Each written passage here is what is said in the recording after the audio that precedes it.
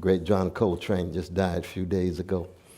And that's part of the legacy as well. I think anytime we talk about politics, we really need to talk about the artists, because the fundamental question when it comes to black people wrestling with the vicious legacy of white supremacy in this empire is, what does it mean to be human? What kind of courage, what kind of vision, what costs are we willing really to bear, what kind of risks are we really willing to take? And the fact that here we are here, now this is the Commonwealth Club, 1903, he goes back, you know what I mean? Edward F. Adams, in the first presentation he gave, he said, we want to find the truth and set it loose in the world. 1903, that's Vanilla Brother, way up power elite, with the president of San Francisco State, president of Berkeley, president of banks and so forth. And then in the space of Harry Bridges, what a fascinating class, Bridge, born in Australia, fundamentally socialized, radicalized by the critique not just of capitalism, but of white supremacy as well, so the International Longshoremen will become not just a site institutionally that will exemplify various kinds of struggles for justice, but would be open to brothers like Martin Luther King Jr. And Ella Baker and Fannie Lou Hamer and Stokely Carmichael. Those are just not names in a pantheon. Those are human beings who decided in their own imperfection to try to be forces for good. I'm looking at Brother Willie Brown, straight out of Texas and San Francisco, 85 years young, still on fire. Give it up for this brother right here. Still on fire. We go back to my native Sacramento, Speaker of the House, and I've always been an outsider. He's an insider. That's very important. We need a dialectical interplay between the ones on the outside who will just bring all kind of wildness in the critique, and then the ones on the inside to give them some space so they can kind of tilt the power in such a way that those /Stone-called everyday people have a dignity and a decency. And so here we are in 2019. Oh, Lord, have mercy. Brother David Kim will tell you, my colleague at Harvard and Brown and Connecticut College. We're in one of the grimmest moments in the history of this empire. We got to be very honest about that. It's unclear whether the fragile experiment in democracy can survive. What I mean by that is not just rule of law, but democratic sensibilities and sentiments being cultivated by the citizenry. And more the message is survival of the slickest and the strongest, which is a diametrically opposed notion of the tradition that produced me, which is one of you will be hated, respond with the deepest forms of love. You will be traumatized, respond with the deepest forms of healing. You will be terrorized for 400 years, respond with a commitment to freedom, which means you're not in it for popularity. You don't want to slap your grandmama in the grave by telling her that you succumbed to the gutter, rather than held up certain bloodstained banners of freedom, integrity, honesty, generosity, and truth-telling. And the condition of truth is always what? To allow suffering to speak. There is no truth in the human condition unless we listen to those, in the language of Malcolm, who are catching hell. And that's the exact opposite we see in the White House and so many state houses, but not just in politics.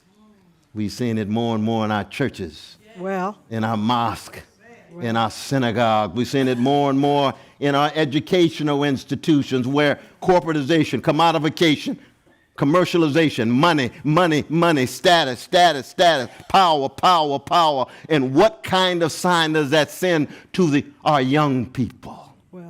Thank God when I was coming along, we had ministers, professors, we had politicians that said they would rather be in the language of the great Mary Ellen Pleasant. You all know who Mary Ellen Pleasant was now? The mother of human rights in California, right? the first black woman who was a multimillionaire. She was worth $647 million in the 1840s. Okay. I'm going to say that again. Mary Ellen Pleasant, before Madam J. Walker.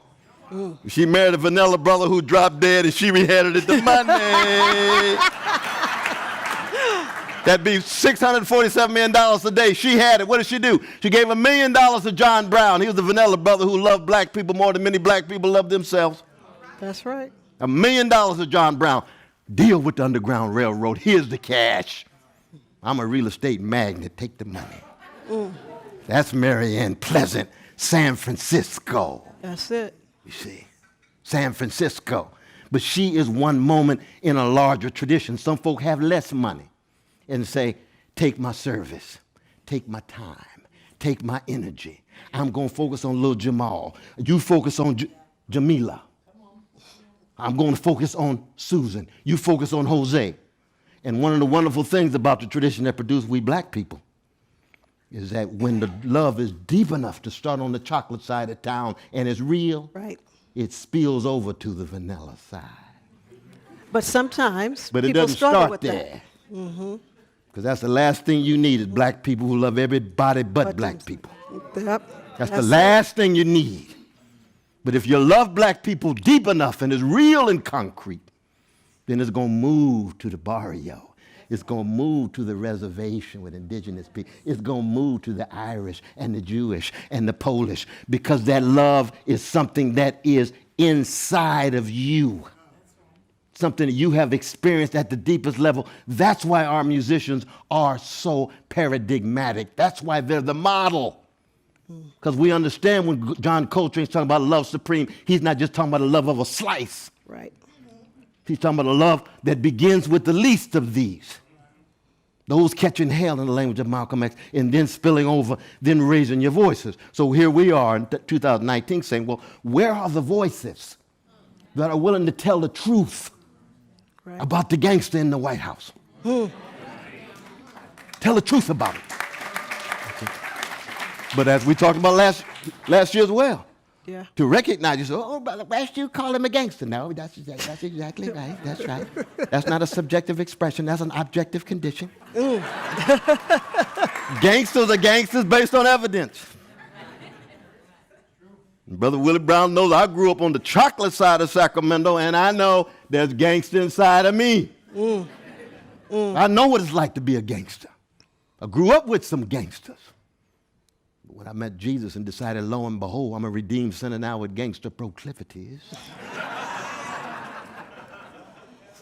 I'm honest about thugs and gangsters in high places, whatever color they come in, to keep them accountable across the board. There's the primacy of the moral, primacy of the spiritual, that has a systemic analysis of the system under which we live, which is one of empire. That's why we should never say this nation is a nation of immigrants. That's a lie. When you hear it on the neoliberal corporate media, just say to yourself, that's a lie. Indigenous peoples were here. Thousands and thousands and thousands. Anytime they say U.S. slavery is America's original sin, that's a neoliberal lie. That was the second sin. Yeah. But don't say it's original. We don't need to highlight black suffering in such a way that it downplays somebody else's suffering. White supremacy began as an imperial attempt to engage in the stealing of this land for looking for gold. That's California's story in part, gold rush. And what happens in a society in which you view life as a gold rush, you end up worshiping the golden calf. And the golden rule becomes he or she rules who has the gold. And those who have very little power are pushed more and more to the margin. So we need voices, institutions like civil rights, the Human Rights Commission and others. We need churches, mosques, synagogues, civic institutions, trade unions, professors, everyday peoples raising their voices in the name of a love and justice that tells the truth about the people in power and brings pressure to bear to change it. Yeah. But it's hard these days in a market-driven society to even get to truth. Just like in war, truth is the first casualty. So it is in this battlefield that we find ourselves on. It's hard to even get the people who are telling the truth. Everybody concerned about their careers, concerned about the next opportunity, concerned about their particular move, their upward mobility, strategic move. What happened to the truth? We look at what's happened, what they call the squad, right? Yes, when we think about these women that are taking leadership, right? Where are we in that prophetic fire that you think about, that you talk about, the Ella Bakers of the world? Do those women represent that to you?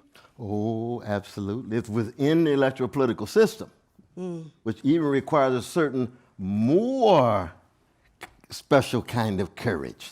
You see, it's one thing to tell the truth on the outside. It's another thing when you get inside with the constructural constraints and you recognize that if you say certain things, you might lose your job or be cast in such a way that you no longer are effective within those circumscribed contexts. That's what the electoral political system is, you see. And we'll have more time to talk about that as well, you see. And that's what they're in. So they like Adam Clayton Powell. They're like Brother Harold Washington. Brother Willie Brown, to be inside of that system. And Brother Willie will tell us, boy, you can suffocate in that, oh, can't you? Ooh, can't you suffocate though, brother? Oh, because the permanent government is always big business. They always already there. They know you rotating. They not rotating. I remember when we broke our neck for David Dinkins and had the first meeting. I said, Brother David, you know the permanent government's going to be coming at you. That's Wall Street. What you talking about, Brother West? You'll find out. Oh, no, I'm mayor of New York City. Come on now, man. No. Luther Vandross is the real mayor. He the one that got the freedom. You locked in. But we're going to put pressure to give you some more space so that working people and poor people's interests and principles can have more resonance and have more gravity in that way, you see. And so it is, I think, in terms of where we are now with these four sisters. They, to me, have been exemplary in their courage, and they're so young. Good God Almighty. Yeah. They're so young. They have to deal with those vicious lies where their very lives are at stake. You know what I mean? And someone just got here just a few years ago, a few decades ago, in the United States from a blessed country named Somalia. Somalia has produced some great, powerful figures. There's another with Sister Omar. Puerto Rico, oh my God, what's happening in Puerto Rico right now? Right. Puerto Rico's still a colony. Abisos Campos' daughter just died. Laura just died two months ago. Raising up, hitting the streets. America has a colony? You don't say. Where do you think Philippines was? Where do you think Guam was? Where do you think Cuba was? Where do you think Samoa was? Where are we right now? It used to be Mexico. How you think we got it? Socratic dialogue? Ulysses S. Grant said one of the most unjust wars in the history of the annals of war. Mexico lost half of its country. That's called gentrification on a global scale. Just come in grabbing power and land. This is mine. How'd it get to be mine? Because I want it. Where'd that come from? Might doesn't make right. We didn't learn that in where we grew up. That's gangster orientation. You don't say. We call it manifest destiny. That's American imperialism. That's why America began as an empire. It was a corporation before it was a country. It's always been concerned with resources. It's been those Americans of all colors who had the moral and spiritual maturity and courage to say, we want to create a democratic experiment within the context of this imperial project. But see, most Americans don't even realize they live in an empire. Right. Most Americans didn't even know we bombed 9 countries last year. 4 of them in Africa. 5 of them in the Middle East. Most of them don't know we dropped 26,000 bombs. Some of those bombs killed some people. And I come from a tradition I learned in Vacation Bible School at Shiloh Baptist Church. Jesus loved the little children, all the children of the world, black and yellow.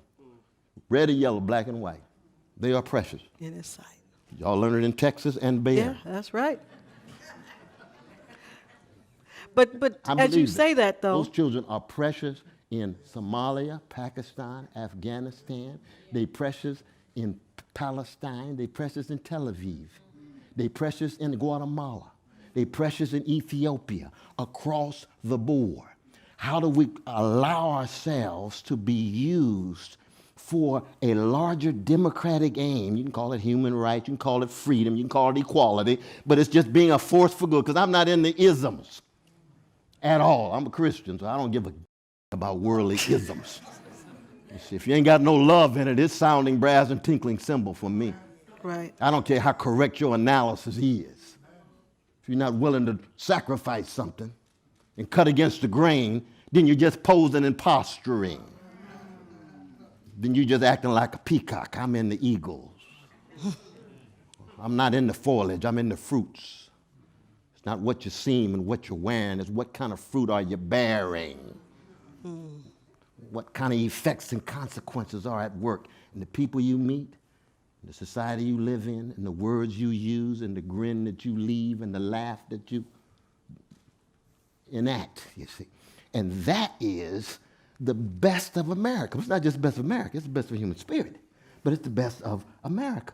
And we have a tradition of the best in America, like Martin King and others, just like we got a history of traditions of gangsters, like the president.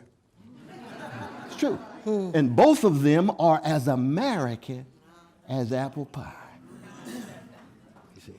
That's why you just can't talk about getting rid of the president and going back to normal. Right. What you think normal was? Mm-hmm. Mass incarceration, decrepit schools, massive unemployment and underemployment, grotesque wealth inequality. Is that your normal? No. Oh, but oh my God, before Trump, America was such a pleasant place. What kind of neighborhood you live in? What kind of moral scope do you have in the neighborhood you live in? You know all the hell people were catching before Trump. Right. Even under Obama. God bless him.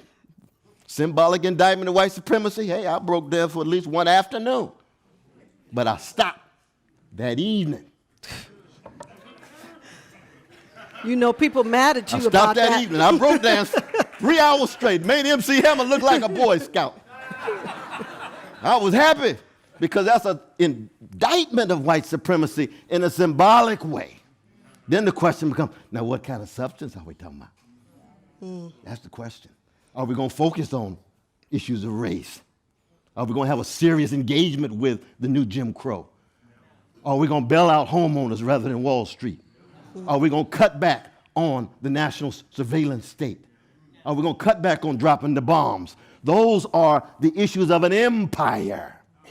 That's W.B. Du Bois.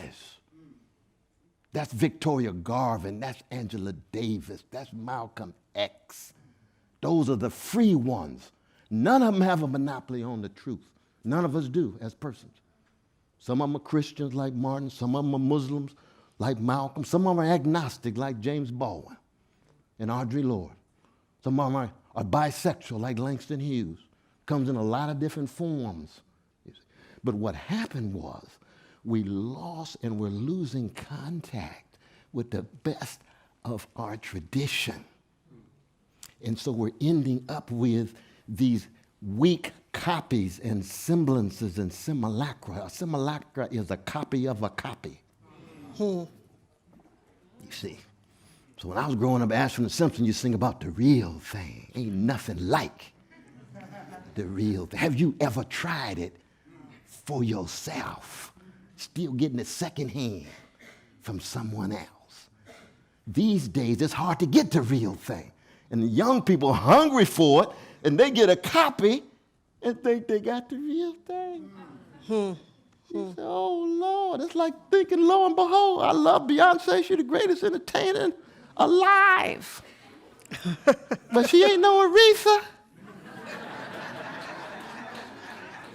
when she comes to Coachella, she is visionary, courageous. She brings the whole tradition with her. Aretha, Ella, Billy, Carmen, she brought all of them with her. She elevated herself by bringing the whole tradition with her. I salute Beyonce. She understood that she's part of a tradition, but she also knows I'm Queen Bee, she's the queen. Well. And that's not generational. It has to do with the depth of spirituality, a depth of courage that is manifest in the marriage of craft and imagination, manifest in how you touch people's souls. She's a soul stirrer. That is the real thing. When you stir people's souls like Sam Cooke and Johnny Taylor and Lou Rawls. And young folk these days are hungry for that kind of real thing. And it's there, but they don't see it enough. They just don't see it. And if they don't see it enough and begin to imitate the imitation, they're going to lose out on the real substance. Right. And if you lose out on the real substance, then when it's time to be tested, and by being tested, you will be in the fire. And that's when you find out who you really are. Right. And when you dropped in the fire and recognize you're not really ready, you're not really prepared. You're either going to pose and posture like you are, or you're going to tell the truth and say, you know what? I'm in over my head. Just like the president. I'm in over my head. And I'm talking especially in the black community here. How do we deal with the discomfort still within the black community sometimes to have those conversations and see people as people, the humanity of folks, to celebrate that, to move beyond the old school traditions and ways of thinking? But this is where the issue comes back to love again. It comes back to love again. And you see, deep, kenotic, self-emptying love never goes out of style. I don't care what generation it is. So if you think that somehow you can love black people but not love James Baldwin, or not love Luther Vandross because he's gay, you need to check yourself. Or you walk into your church and see that brother playing that organ. God bless him. And everybody know he's gay as James Baldwin. Everybody know that. But they're going to sit up there and lie. Just lying. Then you got folk in the pulpit. Well. In the pew, on the down low. Just be honest. Just be candid. And say, we human beings, like everybody else, love come in a number of different forms. Don't make us better because we love an X and Y. Don't make us worse. We just human. And lo and behold, we need to be accountable like everybody else. Let's bring our resources, our imaginations, our courage together in order to be stronger forces for good. Across the board. But if you're going to truncate love, if you're going to bottle it up, same is true with patriarchy. Oh, the women can't preach in this. In the pulpit. How in the world are you going to fight white supremacy with all of its various levels and only got one arm? It ain't clear with both arms we're going to win, but at least we can go down swinging with both. And so in that sense, it's a matter of both moral and spiritual quality in terms of what goes into the embrace of those who have different ways in which their love is expressed, but also very practically. We need all the voices. Now, thank God, our anthem is lift every voice. Okay. Doesn't just say lift every straight voice. Oh, that's not James. That's not James Weldon Johnson. That's not Rosamond Johnson. It's lift every voice. But it doesn't say lift every echo. So you don't want no echo chambers. You can't be a jazz man or a blues woman without finding your voice.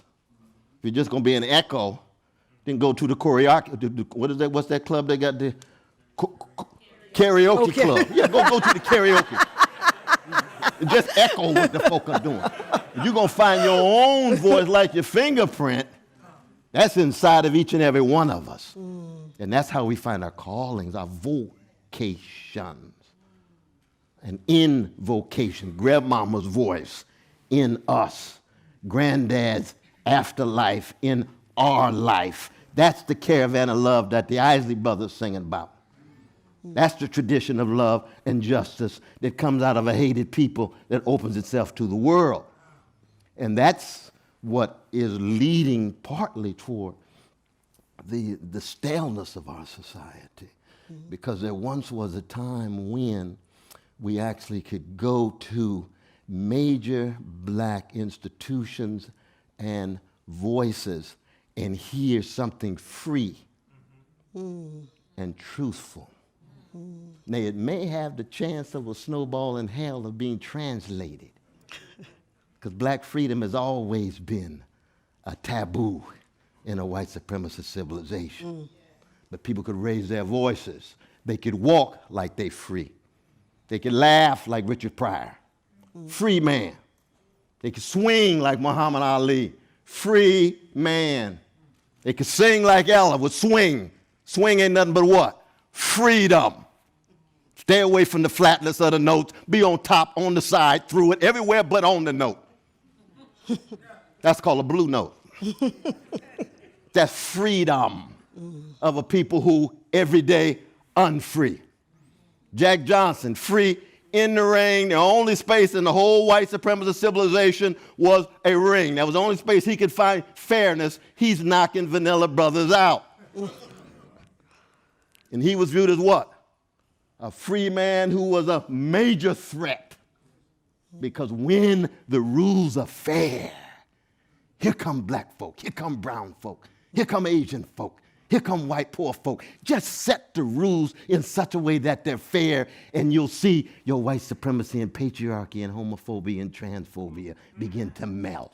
It begins to just melt. Not because anybody's better, but because the rules are fair.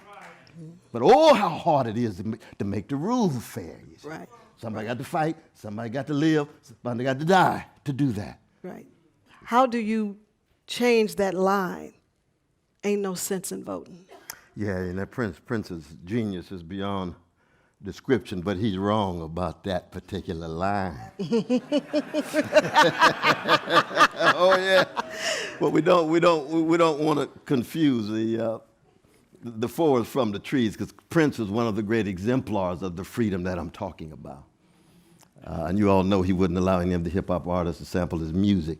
And so when we went in to ask him to do that, he said yes, and it was really quite a blessing and an honor to do that. But Prince also was influenced by another genius named Larry Graham of Sly and the Family Stone and Graham Station. What's the name of his group? Graham Central. Grand Central Station. That's it, Graham. I don't overlook that Central. That's Central Station. And both of them Jehovah's Witnesses. You see, so Jehovah's Witnesses got their own sensibilities. Michael Jackson grew up Jehovah's Witness. One of the greatest of all black geniuses in the last 50 years. Ken Gamble and Huff grew up Jehovah's Witness. And they don't believe in voting. It's just like Nation of Islam for many years didn't believe in voting until Brother Jesse ran, right? So we got certain groups in our community that we push and try to hold accountable. We have conversations and dialogue with them, and many of them don't believe in electoral politics. And I think they're wrong about that. I think we have to use all forms of weaponry.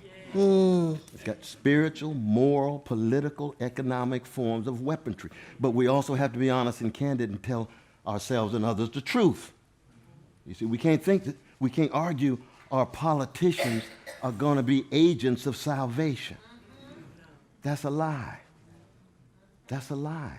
Our politicians cannot be as free given the structural constraints. They can be forces for good, but they cannot be as free. So yes, we must vote, but we don't vote for mayors. When my dear brother was mayor of San Francisco, the last thing you ever want to say to people, of black people, is, I'm the Messiah. I'm going to bring you salvation. Is that right, my brother? No, absolutely.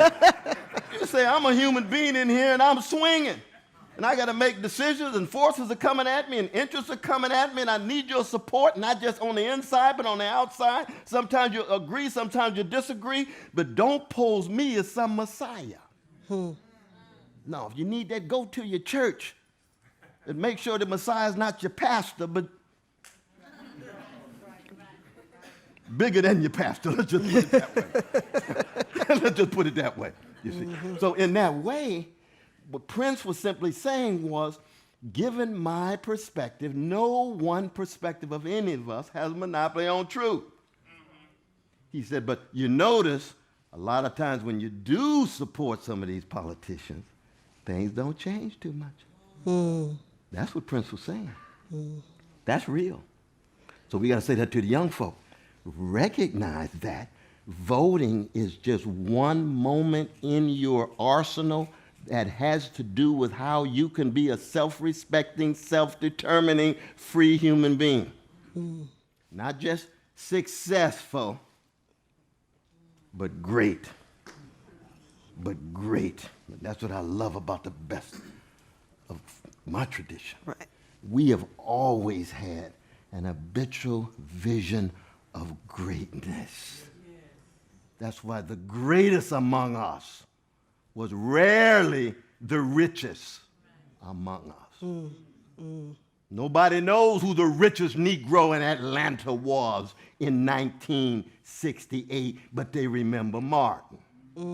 Nobody remembers who the richest Negro in Harlem was in 65, but they remember Malcolm. Or the richest Negro in Mississippi, we shall never forget Fannie.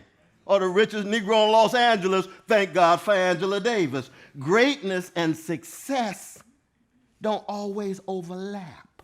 And if you are successful and you want to be great, then you better have a quality of service connected with your success. That you actually are helping somebody else out. Like Dorothy Irene Height, lifting as she climbs.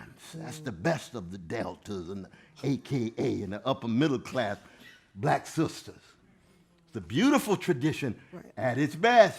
At its worst, idolizing success, ending up peacocks. I say that about my alpha brother. Oh yeah, I'm proud to be an alpha, but Lord, I got some alpha brothers who need some prayer. Just like I do. Let you fix it. But we got Donny Hathaway and Du Bois and Martin King and a whole host of others. And they manifest greatness as well as success. You see, and the greatness is the key. So with that kind of criteria, so much, one of the questions is, who's checking the boxes for you right now in terms of presidential candidates? Oh, good question, good question, good question. Very good question.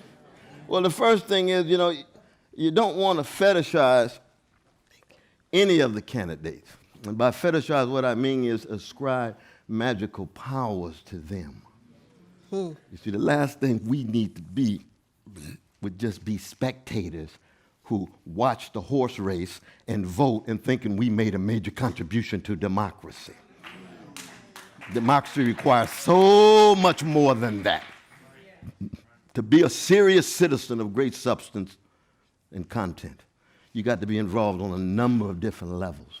Now, I happen to be a social movement person, so I like to keep track of the social movements, you see. Occupy movement, what were they saying? 1% own 42% of the wealth. Top 3 individuals have wealth equivalent to the bottom 160 million. Oh, those crazy folk out there next to Wall Street, why don't they take a bath and go on home and go to school? No, they raising some issues. Then here come Brother Bernie within the electoral political system. Raise the same issues. 4 years ago with Brother Bernie, of course, we hit the country. We must have done over 150 events together. And they thought we had lost our mind.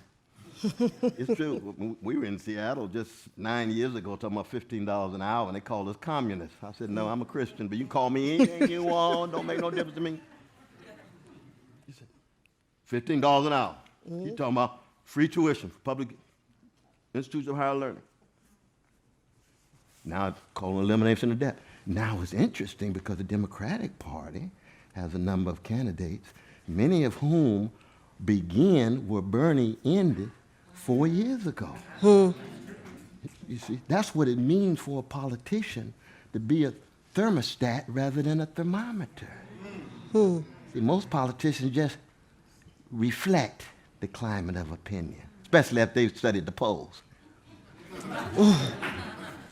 Some politicians shape the climate of opinion like a thermostat. That's what Brother Bernie is able to do, but Bernie didn't do it by himself. It was the Occupy movement. Black Lives Matter the same way. You got Black Lives Matter movement under black president, black attorney general, and black homeland security. What does that mean? Courage is not a function of skin pigmentation, is it? You need something more than just being beautifully black. I love beautifully black people. Clarence Thomas is beautifully black. I keep track of that Negro. I keep track of him. He's a beautiful black man. And if the police is beating him up, I'm on his side against the police, but as soon as that's over, I'm gonna keep that Negro accountable. 96% he's siding with the wealthy and the powerful rather than the everyday people. That's a moral issue, it's a spiritual issue, it's not a function of skin pigmentation. And we have to say it over and over and over again because people think that somehow this magic of blackness makes you inherently progressive and courageous. Well. You say, what kind of history book you been reading? And yet at the same time, you have to acknowledge that blackness is so thoroughly degraded and hated and treated with disgust in a white supremacist civilization. Right. So you have to be able to keep track of the love of self and the love of human beings who are Africans and of black pigmentation, and still by keeping track of their humanity recognize they can be thugs and gangsters too. Well. That they can be cowardly, they can be complacent, they can be complicitous with structures of domination. And we in America, I mean, we got to be honest about it, and this is part of our problem these days, you know, that it's been often said by the great F.O. Matheson that America is unique among nations to move from perceived innocence to corruption without a mediating stage of maturity. It's a very powerful statement. It's a very powerful statement. Because America as an empire, it's like the Persian Empire, and we were talking about Cyrus with Sister Alex, we were talking about earlier with Sister Allie and Amy. The Persian Empire had its high moments with Cyrus. It met his defeat, the Battle of Marathon. The Roman Empire, oh my God, the British Empire, Austro-Hungarian Empire, Ottoman Empire. America has been an empire. It is an empire in decline and decay, and if it does not regenerate itself and learn and listen from the best voices, it will go under like any other empire. God does not look on America and somehow give us a nice little nod and say, I'm always for you. You my special ones. You my chosen people. No, if you don't follow through and do justice like any other empire, you lose your empire. You lose the best of it. And that's a fundamental fact. And these days with the candidates like Brother Bernie, for example, it was true for Sister AOC and others. Oh, America's going to go socialist. Well, let's look at this now. The Pledge of Allegiance, written by a Democratic socialist, Francis Bellamy. The song, America the Beautiful, written by Catherine Lee Bates, Democratic socialist. America's greatest poet, Walt Whitman, Democratic socialist. America's greatest philosopher, John Dewey, Democratic socialist. Greatest Christian social ethicist, Reinhold Niebuhr, Democratic socialist. Martin Luther King Jr., I ain't even got no language for that brother, ends up Democratic socialist. Helen Keller, deaf, mute, blind, graduate of Radcliffe, Democratic socialist. We can go on and on. We ain't got the Jack London from Oakland yet. We ain't got the Harry Bridges yet. And we ain't got to agree with everything about them. But democratic socialism in its varieties is as American as apple pie. As apple pie. But the claim is, anytime you talk about socialism, you must be talking about the Soviet Union, you must be talking about China under Mao and so forth and so on. No, that's not just American ignorance, and we saw it with Lindsey Graham. You all see Lindsey Graham the other day? That was the Donald Duck version of Joseph McCarthy. That's what that was. It was a cartoonist version of the hysteria charging against communists like Harry Bridges and others. That's what it was. Robeson, Du Bois, all of them. Angela Davis, across the board. But it's not going to work for the younger generation the way it did in the 1950s. You ain't going to get a black list of Hollywood. You're not going to get professors who were pushed out of their jobs across the board the way you did in the 1950s. You're not going to send Claudia Jones to London because she's a member of the Communist Party. That's played out. That's over. But they're trying to use the same playbook. Because if they can just charge anybody with being a communist, somehow you're dismissed. And I must say, anytime people call me a communist, I say in the name of Jesus, thank you for the compliment. Thank you. Because I can tell you my critique of communism when it's tied to domination and repression and regimentation, but I can tell you anybody who falls in love with the struggle for poor and working people in their various ways and they're willing to sacrifice, they are significantly comrades to the degree to which they are willing to bring critique to bear on the powers that be. And so in that sense, we ought not to be afraid and scared and intimidated. And that's crucial because the history of the black movement is to keep black people keep us so afraid and scared and intimidated, laughing when it ain't funny, scratching when it don't itch, wearing the mask, always trying to fit in, well-adjusted to injustice. Oh, we just can't wait to fit in and get white approval and white recognition and the white pat on the back. Oh, is that what makes you feel good? You think that's what Louis Armstrong was blowing in his horn? For white approval? He wanted the cash, but he knew the standards had something to do with Buddy Bolden. You think Sarah Vaughan sang the way she did just for white approval? You think that Manuel Scott and Gardner Taylor preached the way they did because they want approval from white pastors on the vanilla side of town? You better get off the crack pipe. Get off the crack pipe. Oh, we got some internal standards of the highest folk. You think grandmama loved you as a black child in order to get white's approval of you? Then you never understood who grandmama really was. She loved you because she knew you were precious, irreducible, no comparison to you. And lo and behold, there's a tradition of that goes all the way. It ain't got nothing to do with putting anybody else down. It got everything to do with putting you up in this society where the systems, the structures are geared and designed to put you down. Here's some self-respect. Here's some self-determination. Here's some self-love that is a counter voice against what is in place. Now, that to me is the starting point. And that's why it's spiritual as well as moral. That's why it's moral as well as political. It's political as well as economic. It goes hand in hand. But we must never compartmentalize it and think that we got our artists over here in this corner.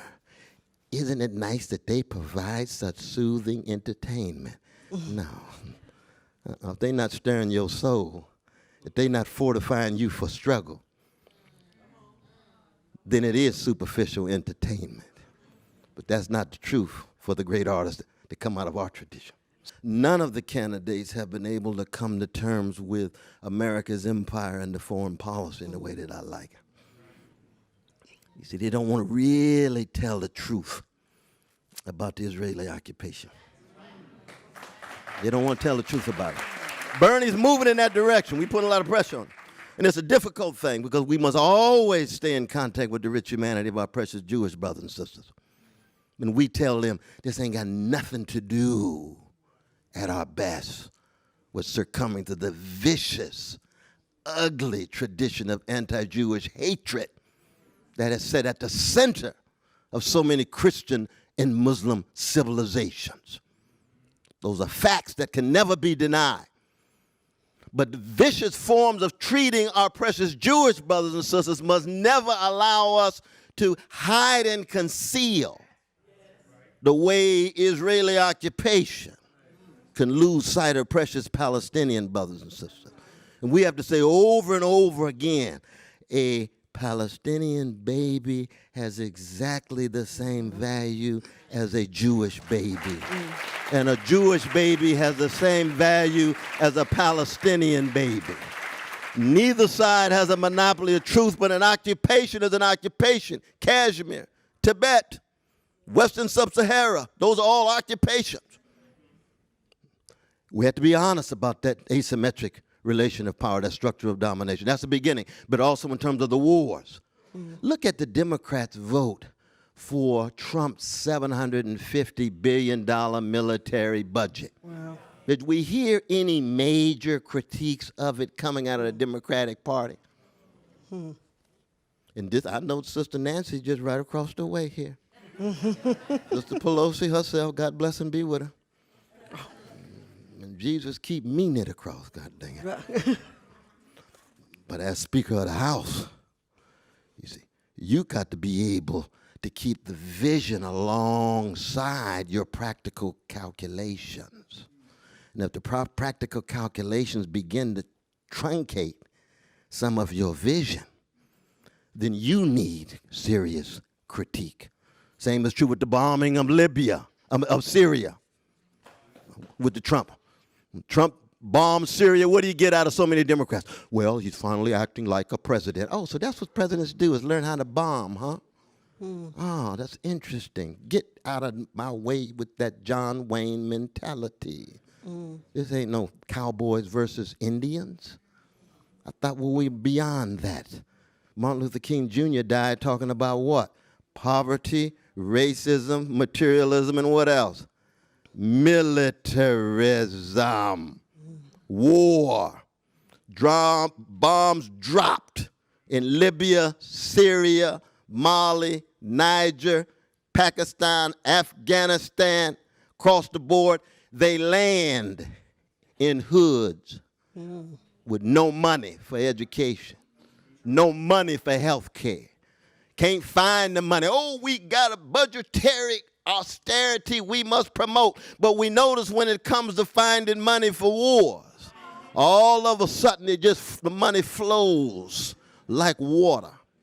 Those are the kind of things that need to be addressed. And unfortunately, in most of our presidential discussions about president, foreign policy hardly surfaces. I don't think there was a serious discussion of it in that last debate. Not at all. For every dollar spent, 60 cents goes to military-industrial complex. Wow. So you got 40 cents to deal with all your other problems. Priorities need to be revamped. And that's one of the ways in which I think we have to keep track of these various politicians. Generate such a high level of energy and enthusiasm and vision. But this neoliberal milquetoast-centrism is not going to be strong enough to overcome that right-wing crypto-fascist energy on the right. You got to be able to move people. You got to be able to set them on fire, not with necessarily rhetoric, but with ideas and vision. And one of the things about Brother Bernie, even though he's slightly older brother, Slightly. Bernie, he got some folk on fire. And they're on fire for the right reasons, because he has a longevity of consistency and integrity and courage. Oh, he's saying the same thing he did 4 years ago. You want somebody who's saying something different every 4 years?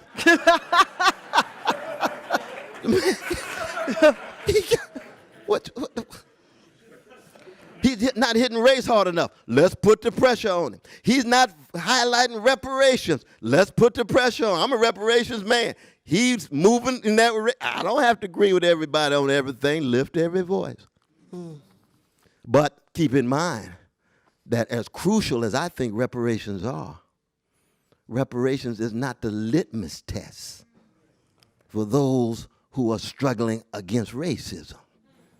within the black freedom tradition, you got some magnificent warriors against white supremacy who did not for reparations.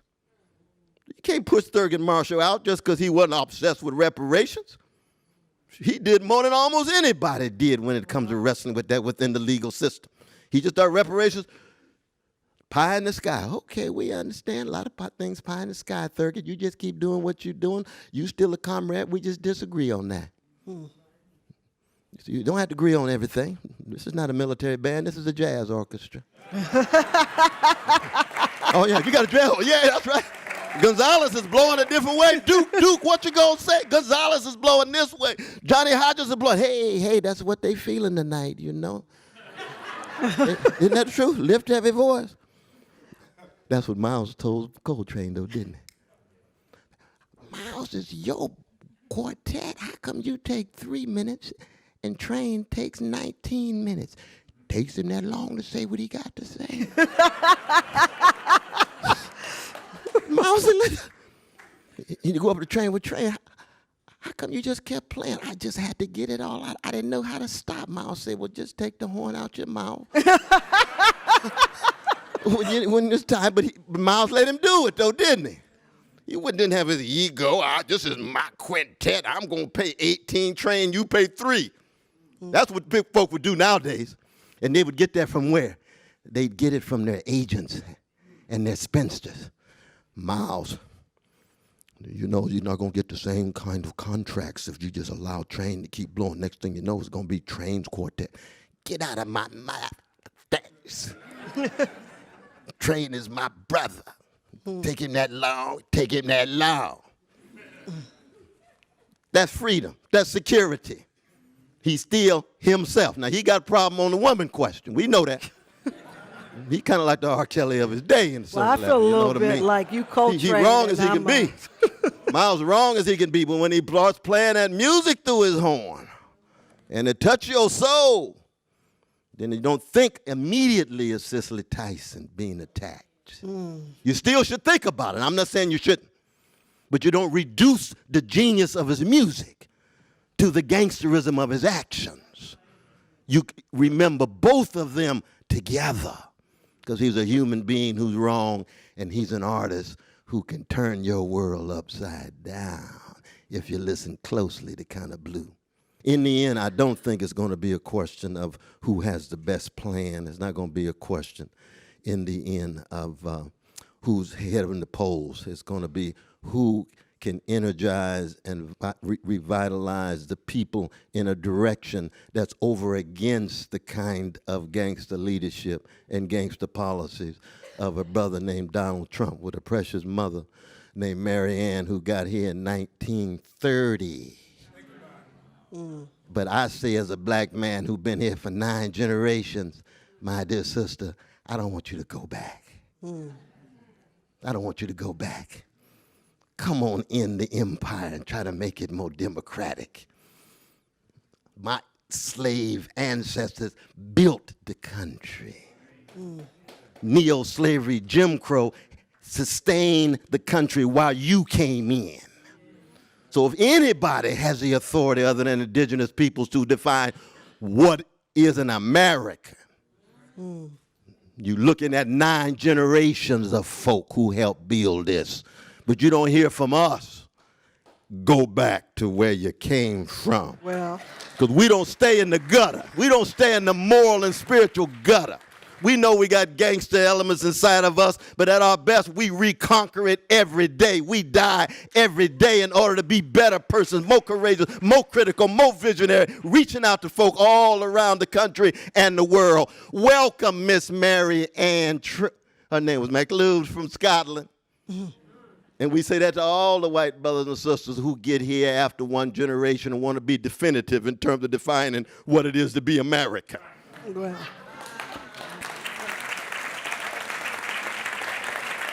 Nina Simone's legacy is beginning really to penetrate in a serious way. It's connected to tradition. But you see, in a market-driven culture, though, it's not just about individuals. It's really about how your spirit and character is being shaped. But you got to really ask the question, what is the source of your enduring joy, not your ephemeral pleasure? You see, that's a spiritual question. You see. And all of us fall short. You try again, fail again, fail better. I'll tell you a story about one of the great geniuses of all time. His name is Stephen Sondheim.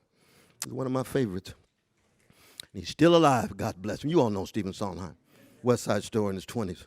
I was an only child. My mother was a piano player on Broadway. And she was going to the hospital and was told that there's a 30% chance of her to live, given this triple bypass of her heart. And she was given a pen and paper. They said, you need to write anything as a legacy, you might need to write it. And she wrote one line. She said, to Stephen, I have no regrets in life other than giving birth to you. And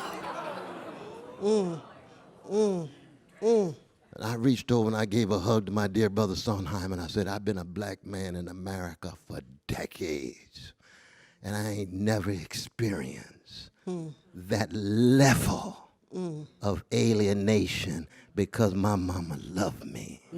My daddy loved me.